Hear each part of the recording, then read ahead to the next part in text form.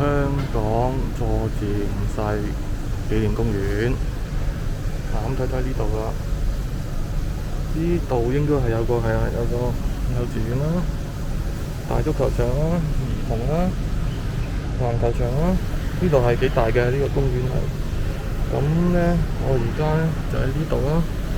咁啊，可以先咁樣，即係咁樣啦，拖兜啦，呢度直啊。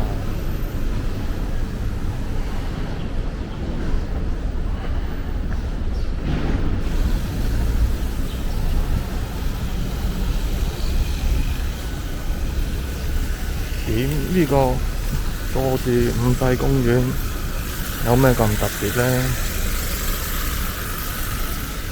話說咧，1993年啦，根據網上資料，有一位仁兄就叫 Jeffrey 咧，就打上去電台節目《恐怖在線》，當時咧就係潘紹聰同路虎做主持嘅。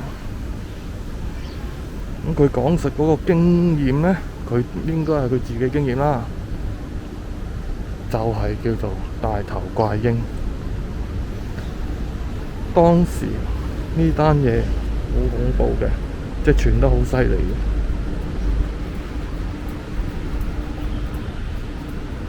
咁咧，我印象中咧，佢係即係連續嚇，唔知連續幾日啦，定係連續星期啊？應該我記得恐怖熱線咧就係星期逐個星期每個星期咁樣去有得做嘅。咁打上去講啦，咁有人呢度入邊就應該係幼稚園啦，入邊就係幼稚園啦，即係唯一嘅，好似話係喺公園入面嘅幼稚園啦，唔係好明點解啦。呢個幼稚園嘅門口啊，見到啦。咁好啦。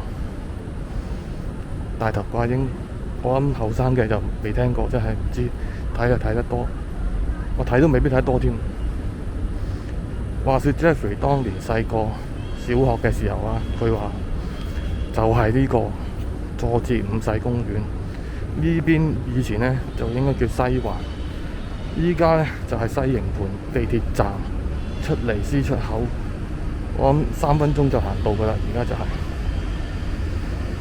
咁佢就踢波，即係啲以前嘅公園一定唔係咁嘅樣噶。咁佢踢波，咁啊將個波踢咗去草叢。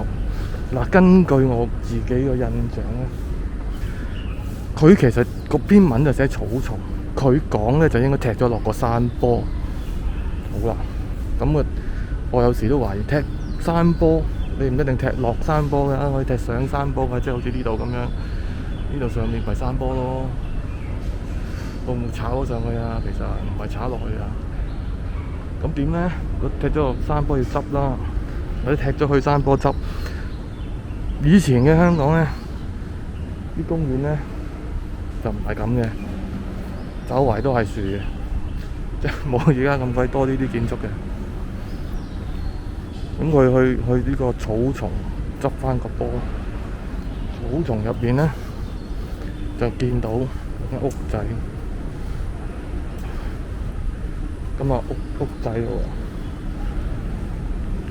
佢嘅講法睇咧，屋仔唔大嘅，好似即衰啲講啊，豬欄咁樣嘅屋仔係。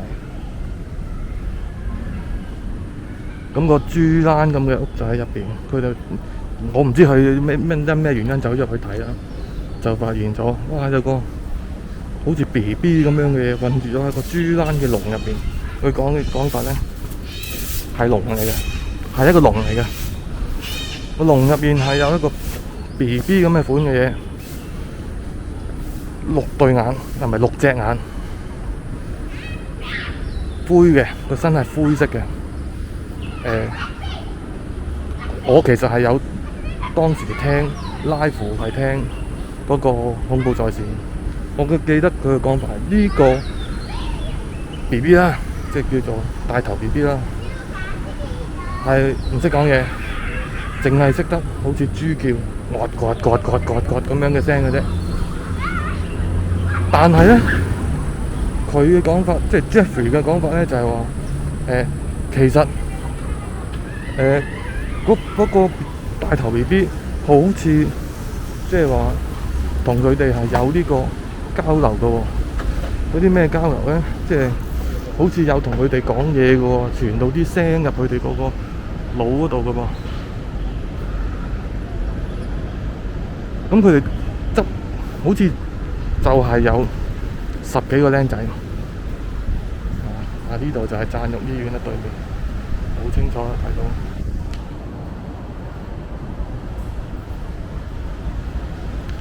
12個僆仔入邊。Jeffrey 咧就係有呢個心漏症。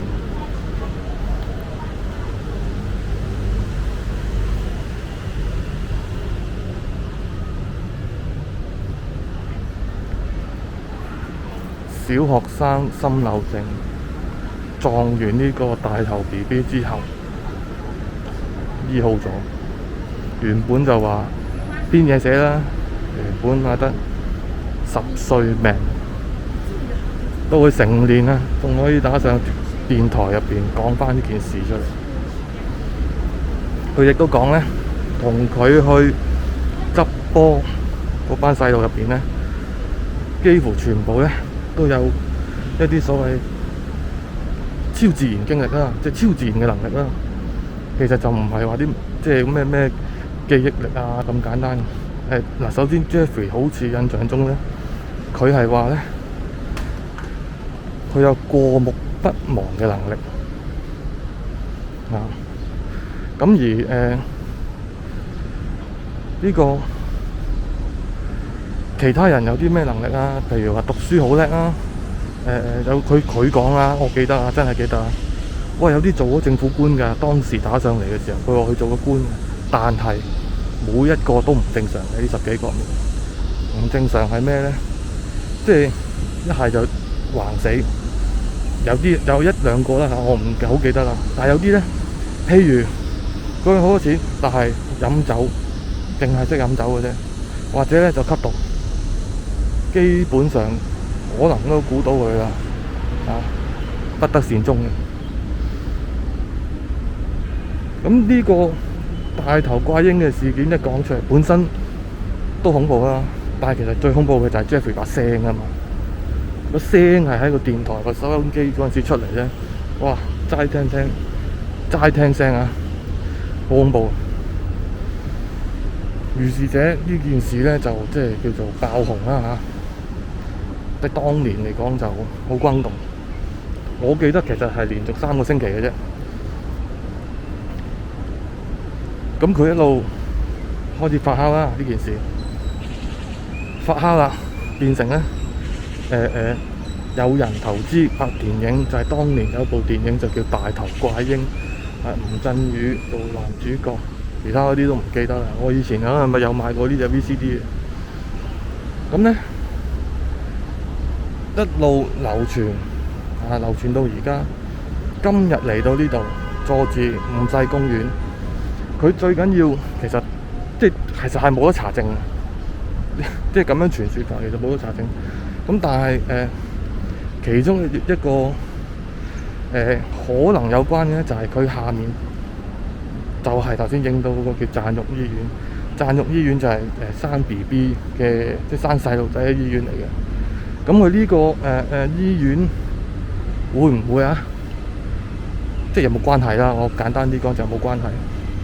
但係其實咧，我自己睇過呢一間贊育醫院咧係搬過嚟嘅。以前嗰間贊育醫院咧，其實個位置咧就係而家喺再西啲嗰邊嘅一個又係社區中心個位嚟。我嗰日咧就係行過，所以先至醒起啊，不如過嚟呢度睇下啦嚇。咁咧，佐治五世公園而家個大頭怪嬰仲喺咪度咧？93年已經係93年一個成年人，即係話佢分分鐘係60幾年嘅事，到而家係50幾年。大頭怪嬰應該就唔知啊，唔知佢仲存唔存在啦嚇。咁大家可以睇下當睇風景啊。另外我發覺一樣嘢係好奇怪，西環呢邊呢一帶一嚟對上就係高街鬼屋啦，下面就係佐治五世公園，相傳有呢個大頭怪嬰係揾到㗎啦。再落去就係贊育醫院啦，醫院就係生 BB 啦，咁就喺一個生死地方啦。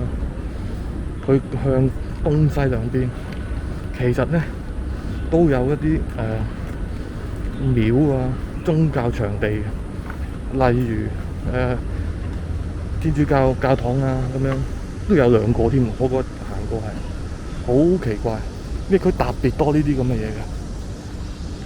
呢個就係嗰個幼稚園啦，喺另外一邊影翻過嚟啊！而家真係咧熱到癲嘅，即係而家熱到癲嗰種癲法咧係戴住個口罩企喺度，我都用而家咩啊？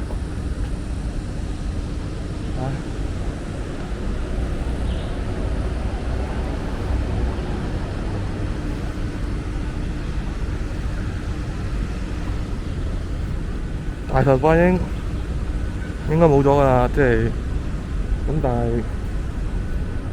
即係香港好多靈異事件嘅，最主要咧即係咁講啦，亞洲地區特別多靈異事件係因為二次世界大戰日本即係侵略其他地方啦。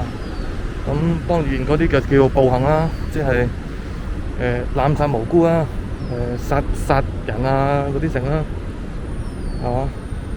香港都有好多地方，相傳永遠都係學校，相傳就係亂葬崗。咁啊真係有嘅，例如慈幼中小學嗰忽啦，皇仁書院啦，應該喺中央圖書館隔離啦，應該嗰間係皇仁啦，我唔係好記得啦。咁咧係真係有記錄，係攞咗嚟做指揮中心，兼夾做刑場。所謂刑場就係喺嗰度。日本人啊，即係嗰啲手法就係咁斬頭嘅。慈幼嗰邊就係話咧，即係恐怖到啊！佢真係話斬咗個頭，呢頭多到碌咗落條水渠，沿住條水渠碌落下面。咁嗰啲鬼故真係都幾多嘅，香港多啦，泰國多啦，新加坡係比較少啲啦，但係我唔相信會冇啦。咁啊，如果大家即係有啲咩鬼故，歡迎留言啊！大家交流下啦，係咪？依家好老實講，你叫我去旅行，我都冇啊。正如即係我之前嗰條片都講啦，哇！喺新加坡翻嚟香港，即係喺英國要經新加坡避咗個禁飛，再喺新加坡翻香港，我嗰種好似走難咁樣。依家啲人話出去旅行，我都唔知佢點翻嚟。如果你想知，你睇埋嗰條片啦嚇。因為基本上而家講多啲啦，依家係你 book 唔到酒店，啲酒店全部俾人 book 晒嘅咁你去就容易啊，送機票俾你都得啦。好老實講，翻嚟嗰程你點樣翻呢？啲航空公司 cancel 機票咧係俾嘅，咁咧但係個問題就係咧，佢唔會即刻退錢俾你噶嘛，3000蚊，我諗亞洲就平啲啦，亞洲係2000蚊之內啦。翻嚟嘅機票你可以捱幾多張，佢唔退錢，就點解要 book 嗰個機票咧？間航空公司會禁飛噶嘛？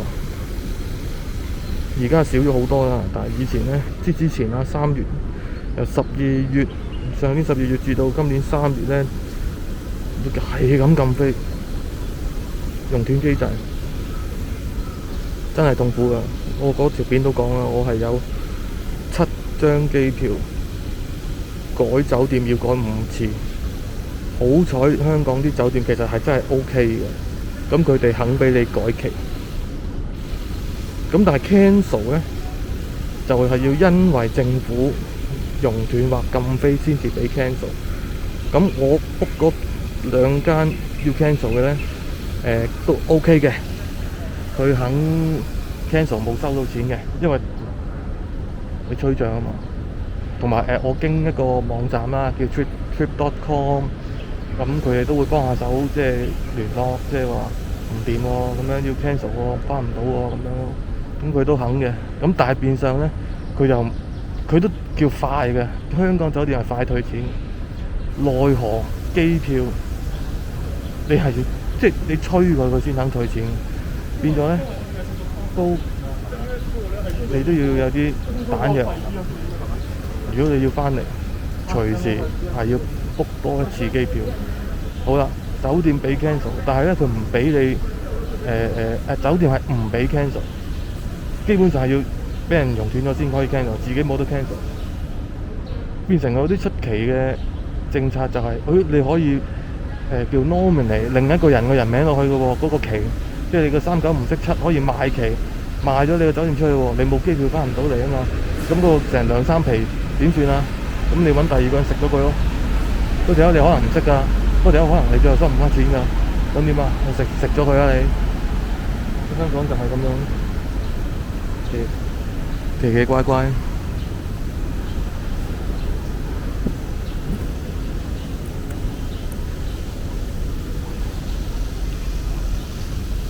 咁好啦，佐治五世公園揾大頭怪嬰，咁啊睇下我就見唔到啦，咁啊我亦都相信有呢件事嘅，咁就睇下有冇人見到啊，有就留言啦，咁啊最好就梗係訂閱啦，係咪先？而家冇1000個人訂閱，我都唔知點樣爆出嚟，係咁，拜拜。